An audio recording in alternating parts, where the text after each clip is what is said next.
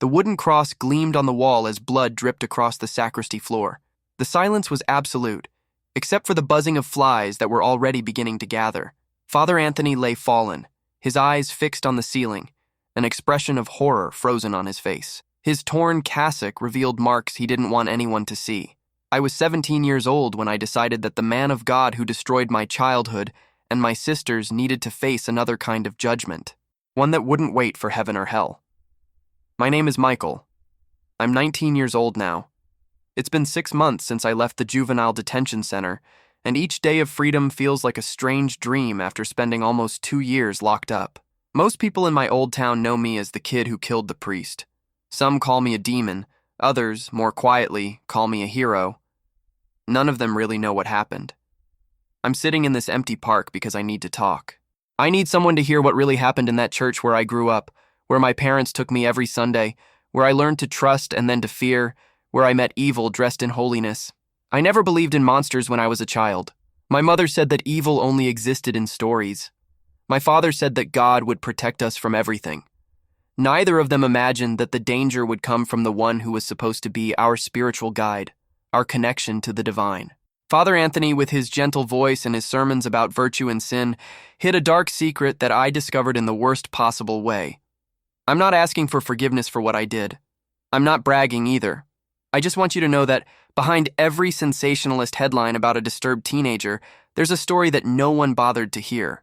The story of how a man who was supposed to be a symbol of goodness destroyed lives under the cloak of faith. If you're really paying attention to me, if you can hear the pain in my words, please like this video right now, subscribe to Traumatic Accounts, turn on notifications so you don't miss any stories, and comment where you're watching from.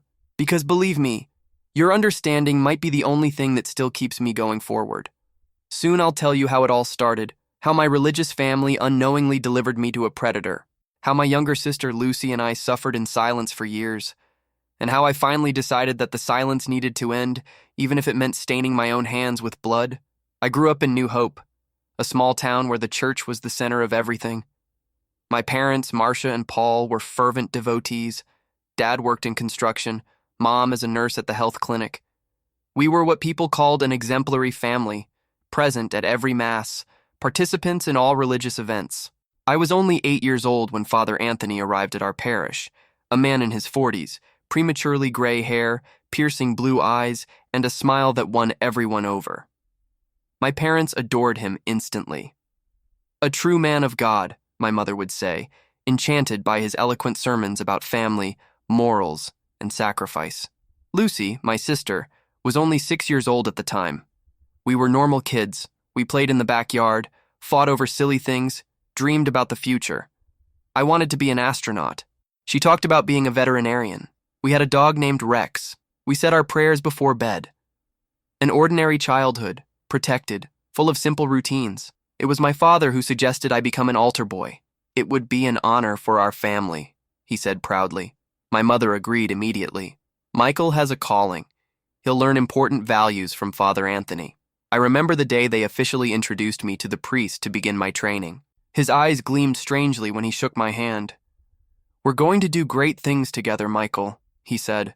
I didn't realize then that that phrase carried a much darker meaning. At first, everything seemed normal. I went to church after school, learned the prayers in Latin, helped at masses. Father Anthony was kind, patient, taught me about the rituals, gave me candy and chocolates when I got the catechism answers right. My parents were beside themselves with pride when they saw me at the altar, wearing the red cassock of the altar boys. About 6 months later, Father Anthony suggested that Lucy also participate in church activities. She can help with catechesis for the younger children, he told my parents during a dinner at our house. She has such a sweet way about her. She'd be a great helper. My mother was delighted. My father felt satisfied.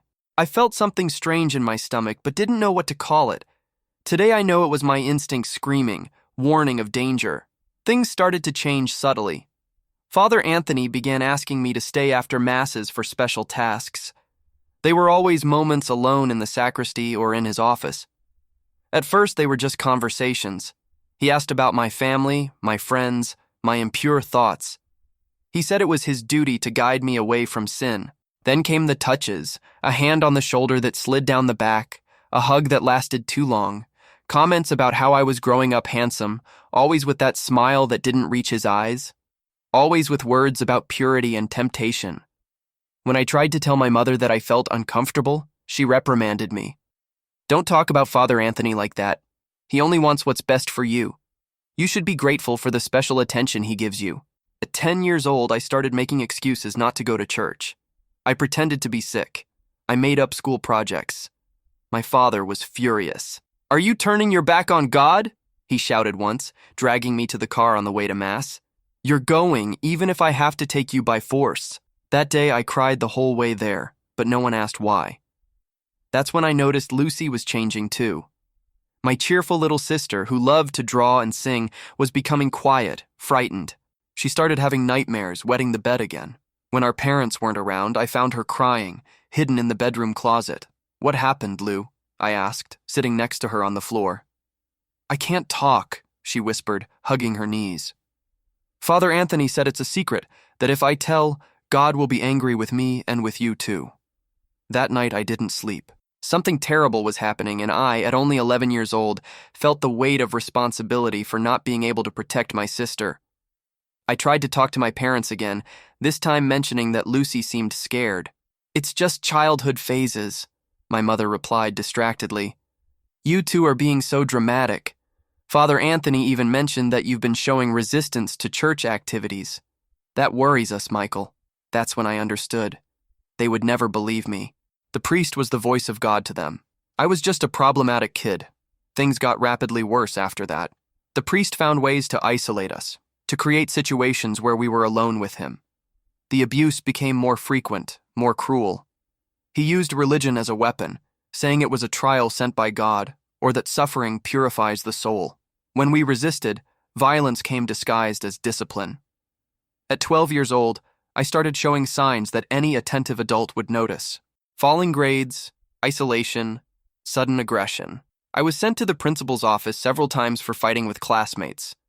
Lucy, at 10, was increasingly withdrawn, barely speaking anymore. Our parents, however, attributed everything to a difficult phase or negative influences. "You need more church, not less," my father said exasperatedly. "I'm going to ask Father Anthony to dedicate more time to guide you spiritually." Those words were like stab wounds, but time with him was the last thing we needed. But no one was listening to us. No one wanted to see. Once, desperate, I tried to tell my teacher. She listened in silence, her eyes wide, then interrupted me. "Michael, these are very serious accusations. Are you sure you're not confusing things? Father Anthony is so respected." She promised to investigate, but the next week she was called to a meeting with the priest and my parents. After that, she never brought up the subject again and started looking at me with suspicion. The years passed and silence became our prison. Lucy and I developed a code to protect each other, to know where the other was, to create excuses when one of us needed to escape the priest's attention. Sometimes it worked, many times it didn't. When I turned 15, something in me began to change. The pain and fear were transforming into a cold, calculated rage. I started reading about similar cases, about other abusive priests, about how powerful institutions protect predators. I understood that we weren't the first, nor would we be the last, and I understood with frightening clarity that no one was coming to save us. At 16 years old, I was no longer that frightened boy. On the outside, I had become quiet, observant, always vigilant. Inside, a hatred was boiling that grew every day. Lucy, now 14, had developed an eating disorder and panic attacks. Our parents took her to doctors who prescribed anxiety medications, but no one asked what the real cause of her suffering was. One day, coming home from school, I found Lucy locked in the bathroom, crying. There was blood on the floor. She had cut her wrist, not deep enough to be fatal, but enough to leave me in panic. "Why, Lou? Why did you do this?" I asked, hugging her while cleaning the cuts. "I can't take it anymore, Michael," she whispered. "Yesterday he said he's going to start visiting me at night, that God told him I need special attention. I'd rather die." Something broke inside me in that moment.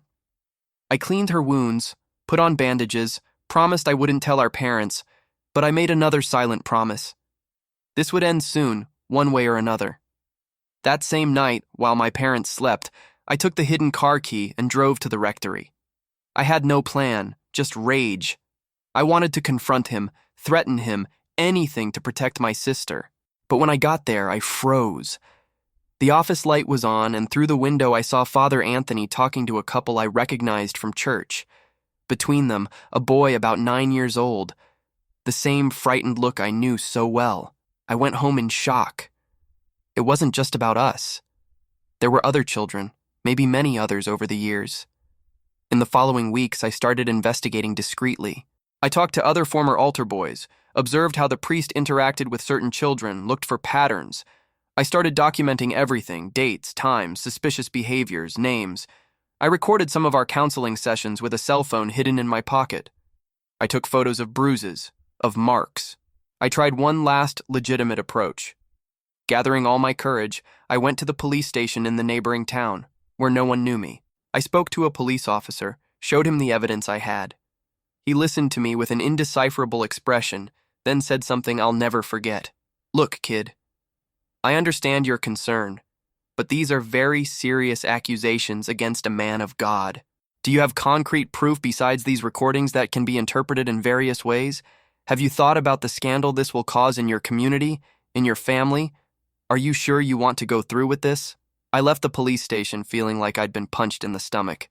At that moment, I realized that the system that should protect us was failing us. A priest's reputation was worth more than the safety of children. The last straw came when Lucy tried to commit suicide again, this time with the anxiety medication she was taking. I found her unconscious in her room and called an ambulance, without telling my parents the real reason. At the hospital, while she was sedated, I found a diary hidden in her backpack. What I read there, with explicit details of the abuse she suffered, made me vomit in the hospital bathroom. When I returned to the room, my parents were already there, as was, to my horror, Father Anthony. He had come to offer spiritual support to the family in this difficult time. I saw how he looked at Lucy, unconscious in the bed, a sickly gleam in his eyes, disguised as concern. "Can I have a moment alone with Lucy for a special prayer?" he asked my parents. "Of course, Father," my mother responded, already getting up.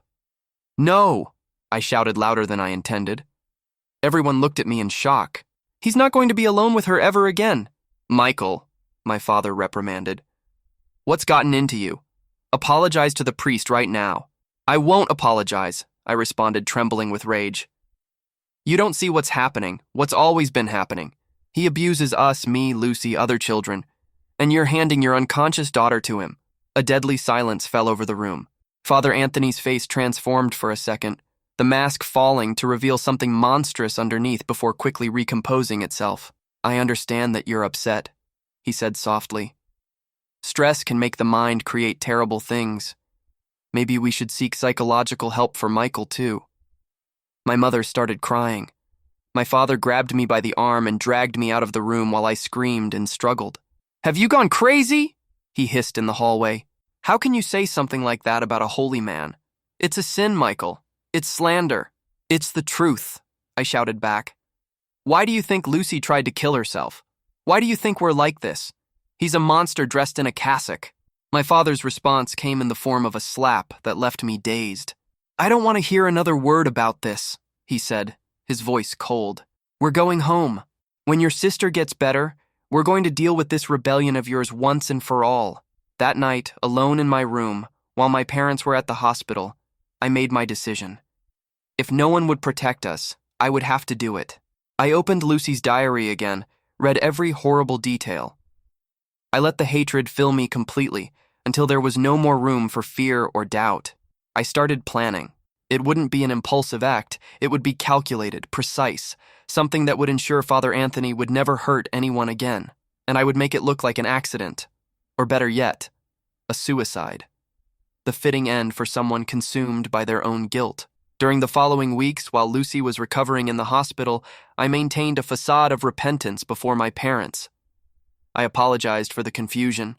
I said I was stressed, that I had mixed things up. They seemed relieved, eager to sweep everything under the rug. Meanwhile, I watched the priest's every move, his schedules, his routines. I learned when he was alone in the church, when the sacristy was empty. I got a copy of the back door key. I studied poisons, how to make it look natural. I bought gloves, studied how not to leave evidence. The date was approaching. Lucy would be home soon. I couldn't leave her vulnerable again. I had to act.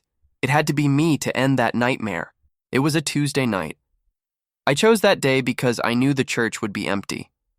There was no mass or meetings, and the priest usually stayed alone in the sacristy organizing documents until late. I told my parents I was going to study at a friend's house. Lucy was still in the hospital receiving psychological care, but would be discharged the next day. I dressed all in black. I put on gloves, a knife in my backpack just to protect myself, I told myself, and a small bottle with diluted pills I had taken from Lucy's medications. My plan was simple. Put the poison in the wine the priest always drank at night. He would die during sleep, seeming like a heart attack. I would be home with an alibi no one would suspect. I arrived at the church shortly after 10 at night. Everything was dark, except for a dim light coming from the sacristy. I used the key I had gotten to enter through the back door, moving silently through the hallways I knew so well.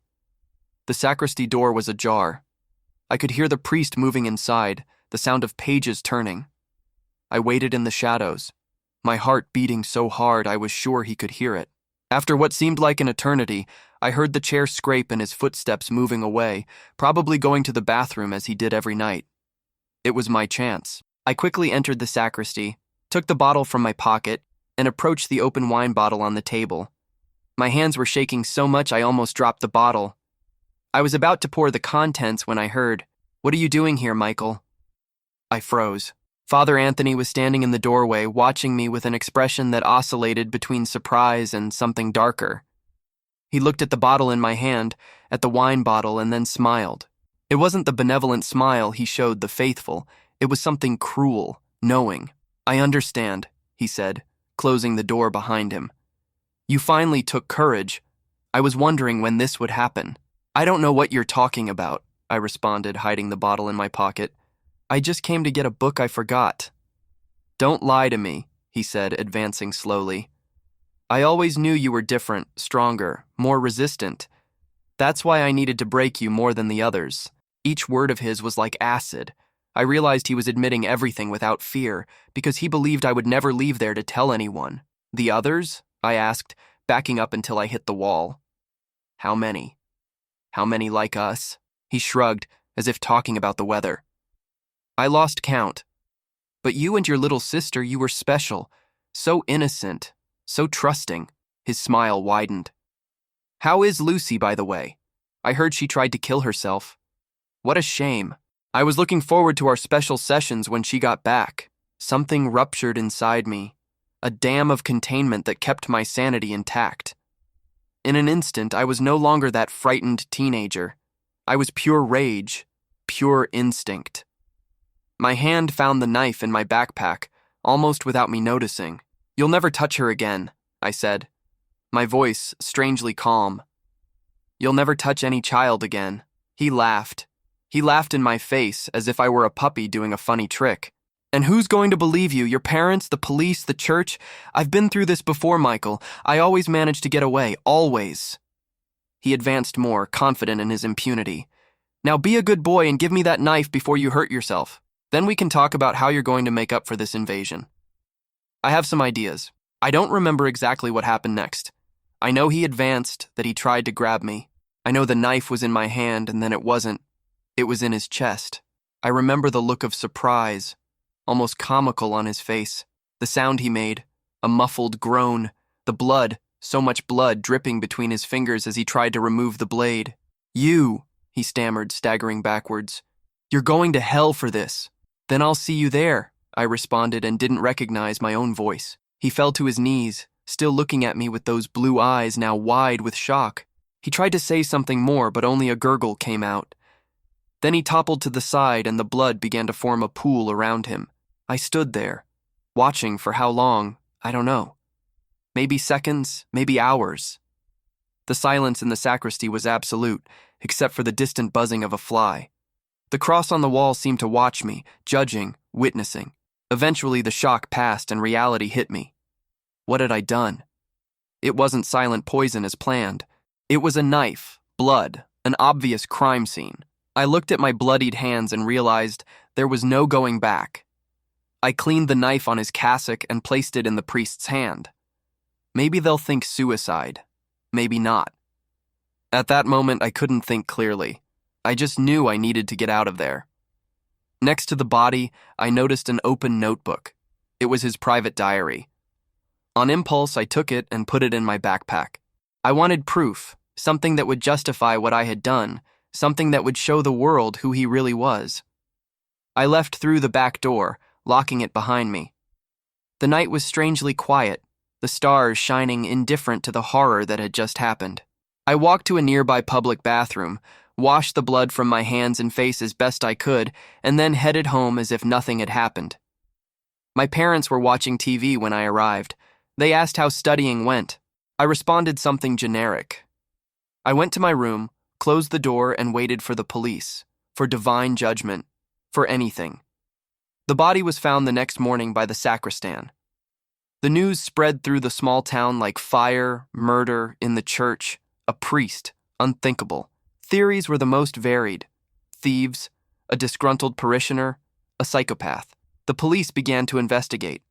I tried to act normally, but inside I was falling apart. I read the priest's diary during the night. What I found there confirmed my worst fears.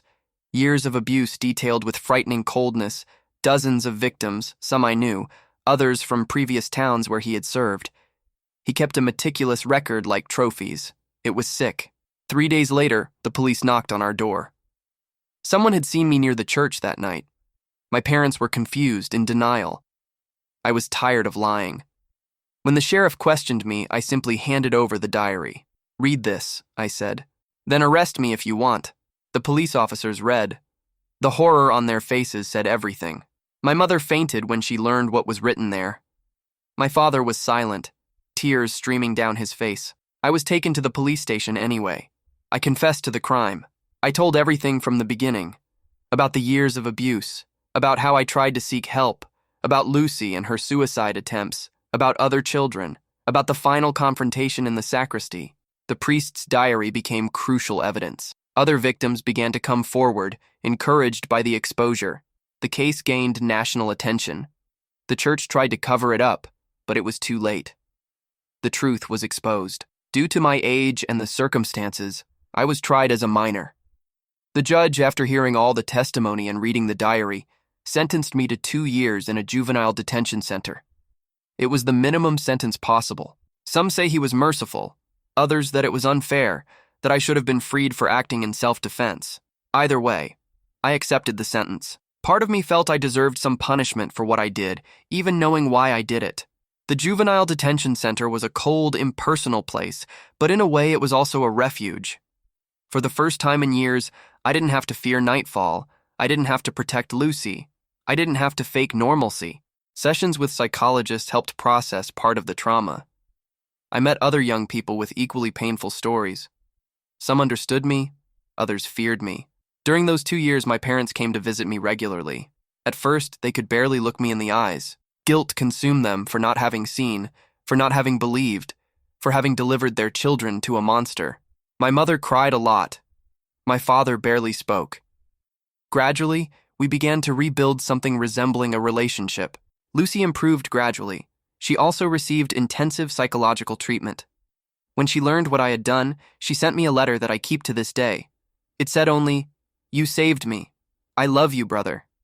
The case generated a broader investigation in the diocese. It was discovered that Father Anthony had been transferred several times throughout his career, always after incidents that were covered up. Other priests knew, bishops knew. No one did anything. The scandal led to changes in church protocols, to dismissals, to civil lawsuits filed by other victims. A small victory, perhaps born of something terrible. During my time in the detention center, I tried to understand what I had become. A murderer, an avenger, a victim who transformed into something else. In nightmares, I saw the blood, the priest's surprised look, felt the weight of the knife. I woke up screaming, sweating cold. The psychologist said it was normal, part of the process of dealing with trauma and guilt. "You're not a monster, Michael," he told me once.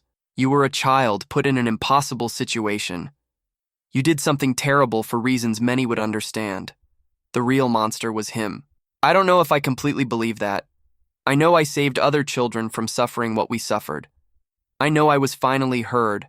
I know Lucy is improving.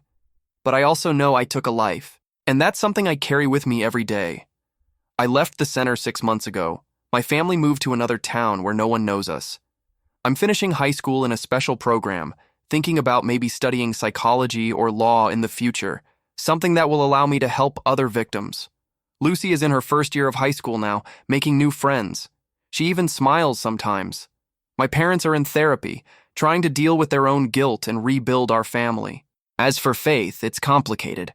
I don't blame God for what happened. I blame the men who use his name to do evil. I blame the system that protects predators. I blame the silence that allows abuse to continue. I still pray sometimes, but not inside a church. I can't walk through the doors without feeling nauseous, without remembering. Some people from our old town consider me a hero, others a criminal. The truth, as always, is somewhere between these extremes. I don't regret having exposed the truth, having protected my sister and other children. But I regret not having found another way out. I regret the blood on my hands. The therapists say the path to healing is long. That trauma doesn't disappear. We just learn to live with it.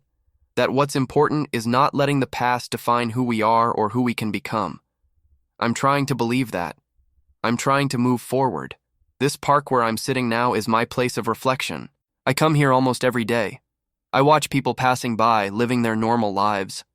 Sometimes I wonder what it would be like if my childhood had been different, if someone had listened to us, protected us, but I can't change the past. I can only try to build something better from the ruins. If you've made it this far and really understood the depth of what I've shared, I need you to like this video right now, subscribe to Traumatic Accounts, turn on notifications to receive other stories like this, and comment what time it is where you're watching.